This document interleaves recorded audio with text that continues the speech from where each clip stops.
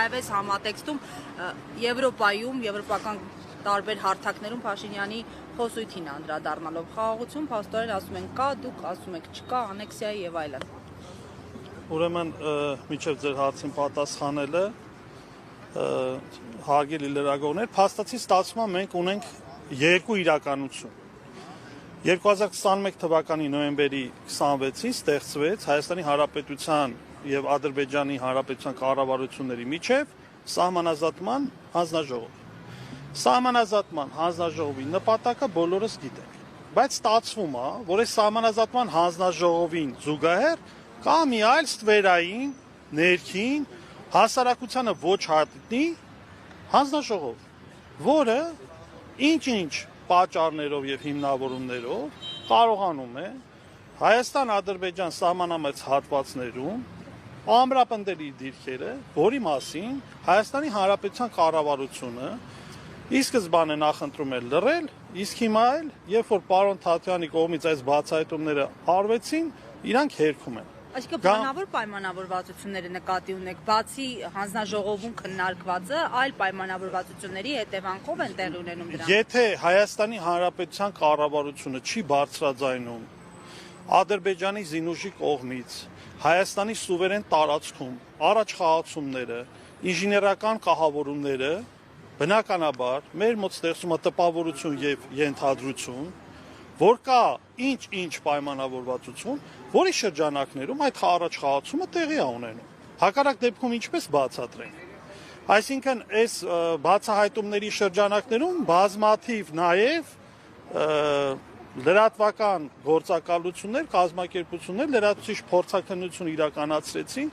եւ հավաստեցին, որ այդ ամենը կեղծ չէ։ Փաշինյանի ելույթին անդրադառնալով այս համատեքստում գնալ եւ բողոքել երկրի ընդդիմությունից, հոգեվորականներից, խոսել խաղաղության մասին, ինչ որ Նիկոլ Փաշինյանի համար այսօր հանրապետությունում գոյություն ունի մեկ օրակարգ։ Դա վերընտրման, ինքնաարտադրման օրակարգն է։ Այդ օրակարգը փաթեթավորված է խաղաղության կարգախոսներով։ Երբ որ ընդդիմությունը բարձրաձայնում է հնարավոր վտանգների եւ անվտանգության հիմնախնդիրների մասին,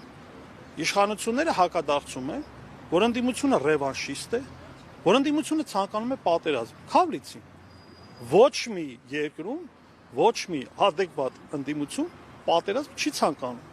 Մենք այս բացահայտումների շրջանակներում կոչ ենք անում, որպեսզի իշխանությունները ազնիվ լինեն, թափանցիկ լինեն եւ այն անդունդը, որը գոյություն ունի հիմա ժողովրդի եւ իշխանության միջև,